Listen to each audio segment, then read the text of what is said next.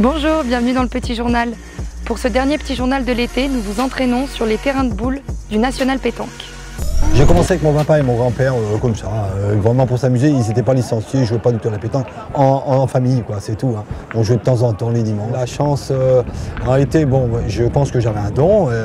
Voilà, je gagnais quand même pas mal de petits concours avec des copains à moi, mais après je suis tombé contre une équipe qui était Fasino voisin dans mon département, qui était champion du monde déjà, eux à l'époque, et ils m'ont demandé de jouer avec eux.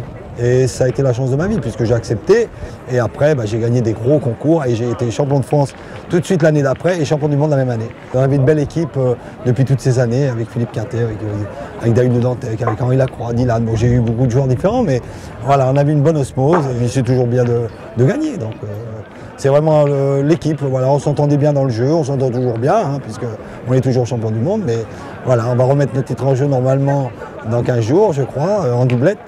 Moi j'y vais en doublette, plus en triplette, donc mais voilà. Ouais, c'est au Bénin, bon après on ne sait pas aujourd'hui, vu la situation politique, où il y a des gros problèmes en ce moment, donc on ne sait pas si nous la France on va aller au Bénin, donc on attend une réponse de la fédération.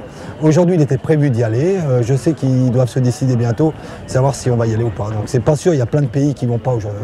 Par rapport à tout ce qui se passe, il y a beaucoup d'équipes qui ont refusé, donc la Belgique ne vient pas, la Suisse ne vient pas, la Suède ne vient pas, l'Italie ne vient pas, donc voilà, ça fait... c'est plus le même championnat du monde quoi. Il n'y a plus ces pays-là.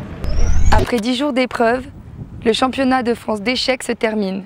Retour en images sur ce championnat hors norme.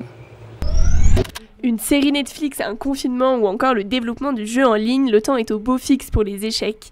Le jeu millénaire ne finit pas d'attirer de nouveaux adeptes, parmi lesquels de nombreux jeunes. Beaucoup parmi eux se sont rendus au championnat de France d'échecs cette année. Pour sa 96e édition, ce dernier se tient pour la première fois à l'Alpe d'Huez. Dans la salle Sarène du Palais des Sports, l'édition 2023 réunit plus de 1000 participants. Il y a pas mal d'éléments qui font que les échecs sont en plein boom. Alors évidemment, les sites de jeux en ligne explosent depuis le confinement. Et maintenant, les joueurs qui savaient jouer ou savaient pas trop jouer ont appris à jouer. Et maintenant sont prêts à pousser la porte des clubs parce que le jeu s'est popularisé. La série Netflix, les youtubeurs, les streamers qui popularisent le jeu.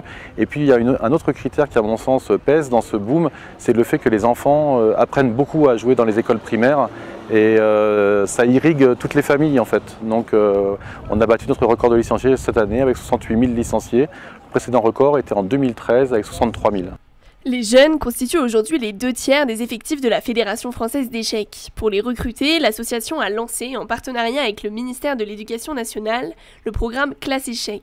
Le but, faire apprendre le jeu aux élèves par leurs professeurs des écoles sur le temps scolaire. Les vertus sur l'apprentissage sont multiples, défend le président de la fédération et porteur du programme, Éloi Rollange. Ça leur apporte énormément de choses, ça rattrape les derniers de la classe, ceux qui ont des difficultés de langage, des difficultés qui ne se sentent pas à l'aise, qui n'ont pas confiance. On met un échiquier et tout peut arriver, parce que tout le monde repart au même niveau, ça redistribue les cartes. Donc ça c'est une vertu que les professeurs adorent. Ensuite quand ils jouent aux échecs, ils essaient de progresser, ils essaient de se faire des petits coups entre eux. Quand ils comprennent des choses, ils sont émerveillés aussi de temps en temps. Après, ils ramènent le jeu à la maison et là, ils jouent avec leurs grands-parents. Et donc, effectivement, tout part de là. Et pour moi, les échecs, c'est une éducation exceptionnelle pour les citoyens de demain. Ça les prépare au métier de demain. Ça leur permet de se trouver des nouveaux copains. Ça a vraiment énormément de qualité. Le programme est un succès. Avec 4400 professeurs engagés, la fédération estime que ce sont entre 250 000 et 300 000 enfants initiés tous les ans. À l'Alpe d'Huez, la stratégie de popularisation se ressent lors de la rencontre sportive. L'ambiance y est familiale et les joueurs amateurs de tout âge s'affrontent par catégorie de niveau. Les échecs, c'est un sport qui est extraordinaire parce que complètement inclusif. C'est-à-dire qu'un échiquier, ça coûte vraiment rien, ça coûte extrêmement peu cher. Il y en a dans toutes les maisons, il n'y a pas besoin de terrain, d'équipement. On peut jouer avec sa grand-mère, avec son père, avec son frère, avec ses copains. On peut déplacer l'échiquier, aller jouer dehors. On peut toujours trouver un endroit pour jouer aux échecs. Il y a des clubs partout en France et c'est complètement intergénérationnel. En tout, en comptant les familles et accompagnants, c'est plus de 4000 personnes qui sont venues dans le cadre du championnat. L'événement est une chance pour la station, estime le maire de la commune, Jean-Yves Noiret.